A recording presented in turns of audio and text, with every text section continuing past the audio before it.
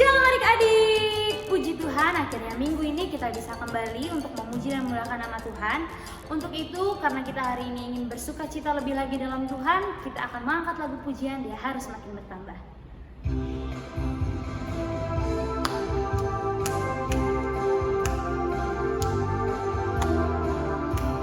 Sama-sama katakan Dia harus makin bertambah. Dia harus makin bertambah, ku harus makin berkurang. Nama Yesus Raja disembah, ku di tempat paling belakang. Bila Yesus ditinggikan dan salibnya diberitakan, pasti Dia menarik semua orang datang kepadanya sekarang.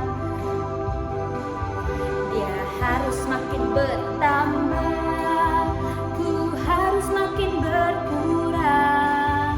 Nama Yesus Raja disembah, ku di tempat paling belakang. Bila Yesus ditinggikan dan salibnya diberitakan, pasti Dia menarik semua orang datang kepadanya sekarang. Sekarang kita akan menyembah Tuhan. Kakak minta adik-adik untuk lipat tangan, tutup matanya. Kita akan fokus, kita akan memberikan hati kita untuk Tuhan. Kita akan mengangkat lagu pujian Yesus ku panggil, Yesus ku undang. Semua dengan sikap berdoa, lipat tangan, tutup matanya.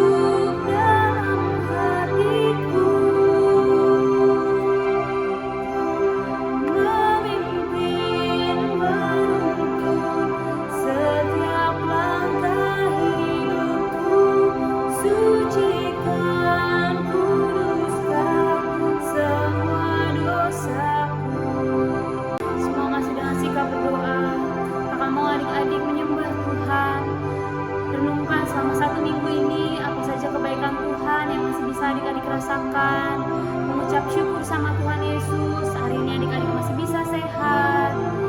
Terima kasih Yesus. Semua dengan sikap berdoa, semua dengan posisi berdoa, semua mengucap syukur kepada Tuhan.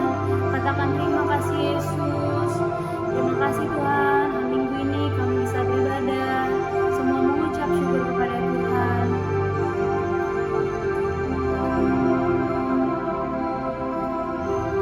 Terima kasih Yesus. Dengan lebih bersungguh-sungguh lagi, kita akan menaikkan pujian ini kembali. Sama-sama katakan, Yesusku panggil, Yesusku panggil.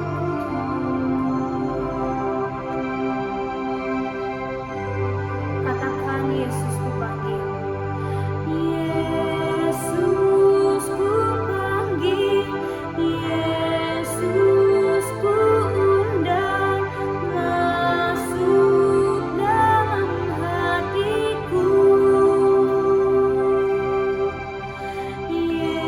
Yesusku panggil, Yesusku undang, masuk dalam hatiku.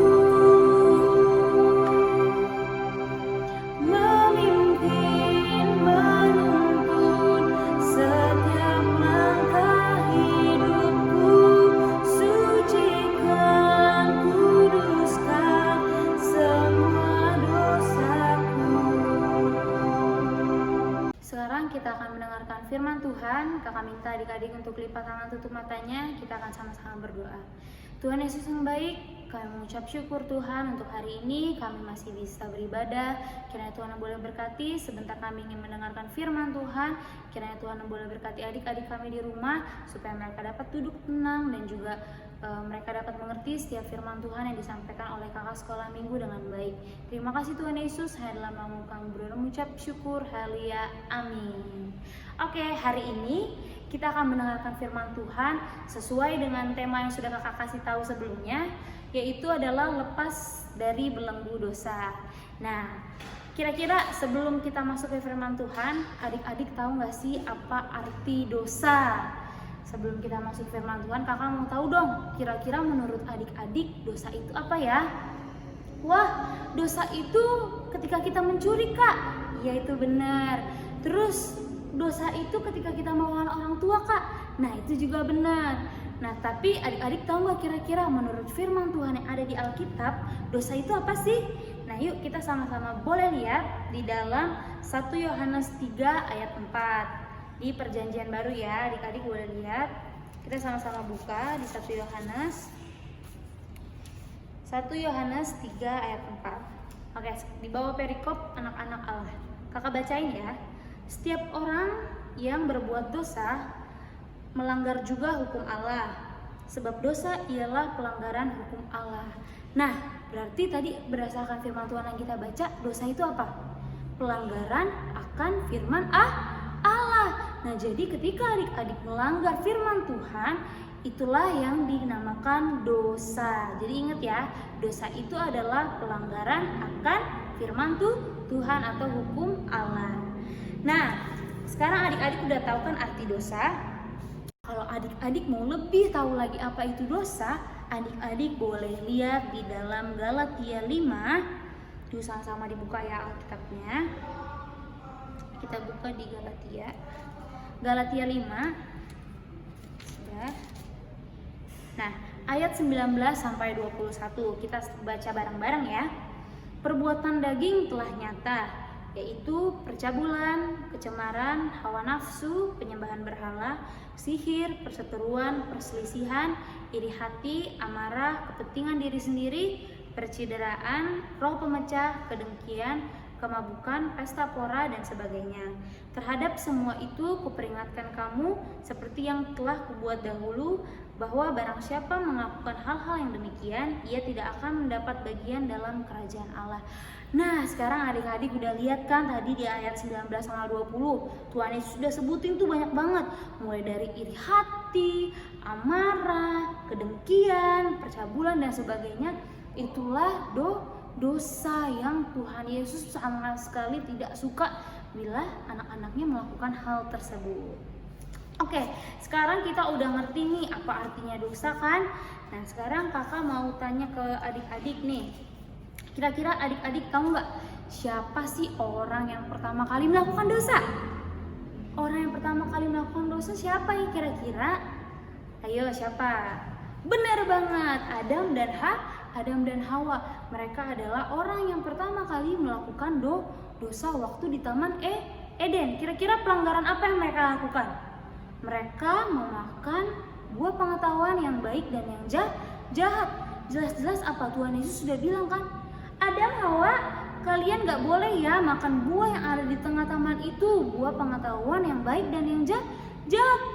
Ternyata si Hawa tergoda oleh si iblis. Dia makan buahnya dan menjadi berdosa. Nah, itu adalah pelanggaran pertama yang dilakukan oleh manusia setelah di muka bumi.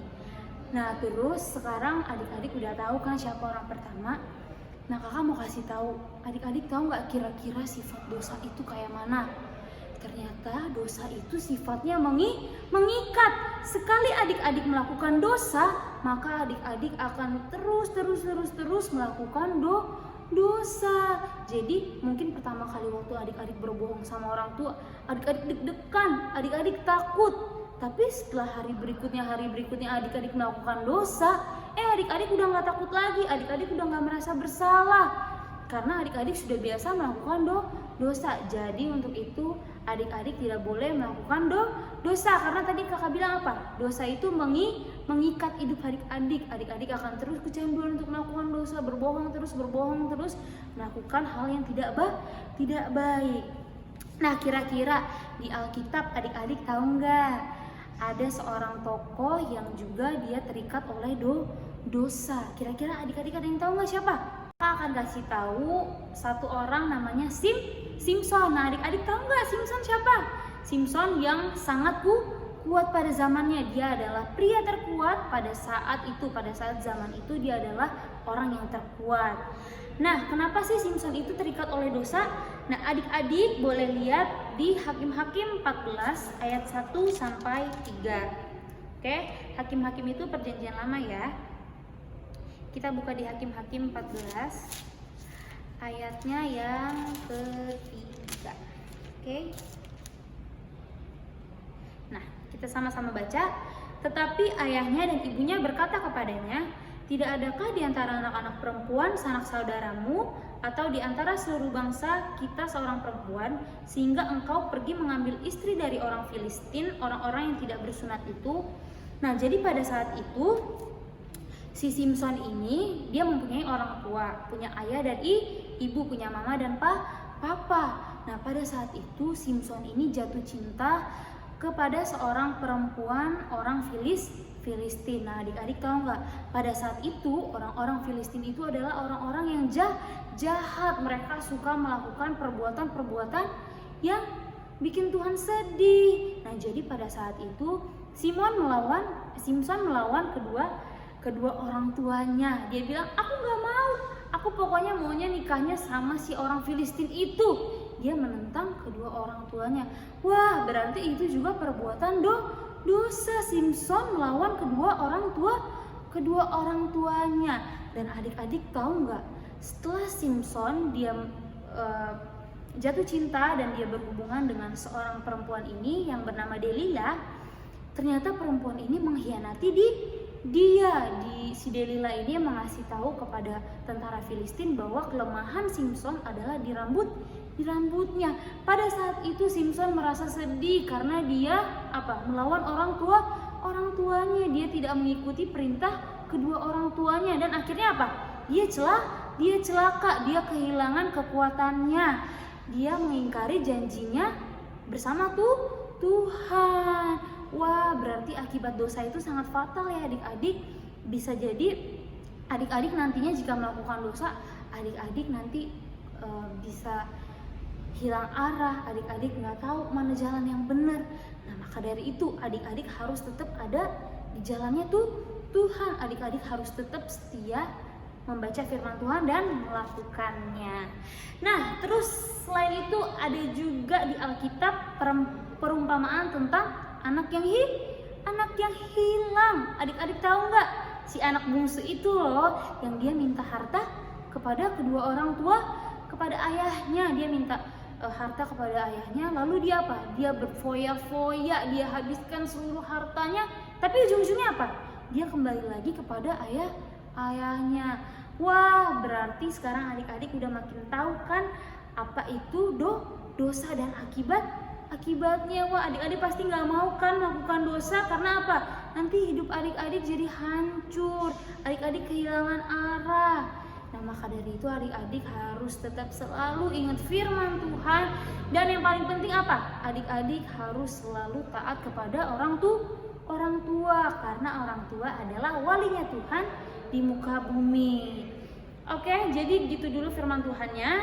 Kesimpulannya untuk pagi hari ini, kita boleh lihat di dalam Yesaya 30 ayat 15 ya. Adik-adik boleh buka di dalam Yesaya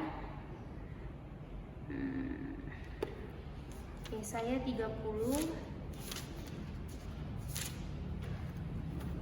ayat 15.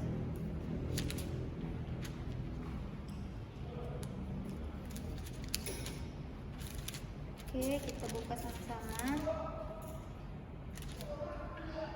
Sebab beginilah firman Tuhan Allah yang Maha Kudus, Allah Israel, dengan bertobat dan tinggal diam kamu akan diselamatkan. Dalam tinggal tenang dan percaya terletak kekuatanmu, tetapi kamu enggan. Di situ kita boleh lihat ya, di yang paragraf kedua, dengan bertobat dan tinggal diam kamu akan diselamatkan. Jadi adik-adik, kesimpulan untuk hari ini apa? Jika kalian mau lepas dari belenggu dosa, kalian harus apa?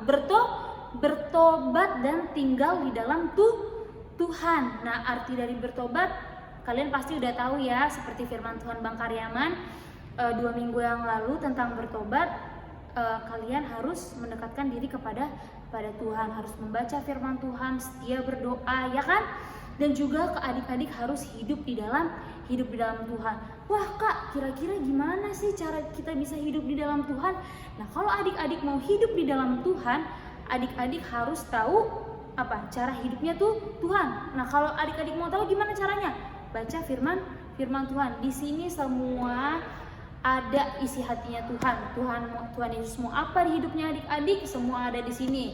Nggak boleh melawan orang tua, nggak boleh mencuri, harus saling mengasihi, semua tertulis di sini. Nah, saat adik-adik sudah tahu, adik-adik harus melakukannya. Nah, itulah yang dinamakan hidup di dalam Tuhan.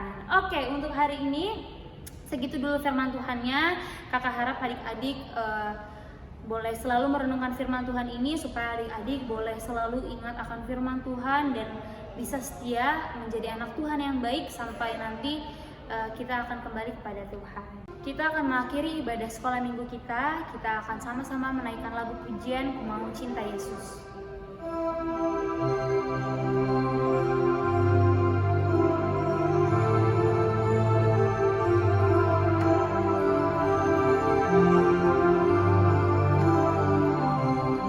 Sama-sama katakan, Ku mau cinta Yesus. Ku mau cinta Yesus selamanya. Ku mau cinta Yesus selamanya.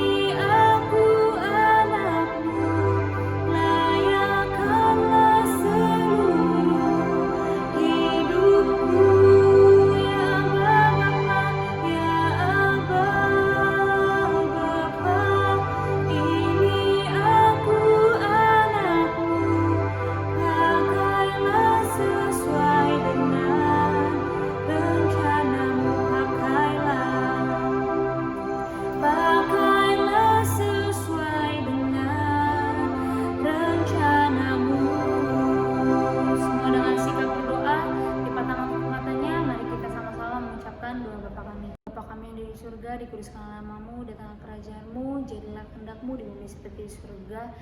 Berikanlah kami pada hari ini makanan kami yang secukupnya, dan ampunilah kami akan kesalahan kami, seperti kami juga mengampuni orang yang bersalah kepada kami. Dan jangan membawa kami ke dalam pencobaan, tapi lepaskanlah kami daripada yang jahat, karena kami punya kerajaan dan kuasa dan kemuliaan sampai selama-lamanya. Amin.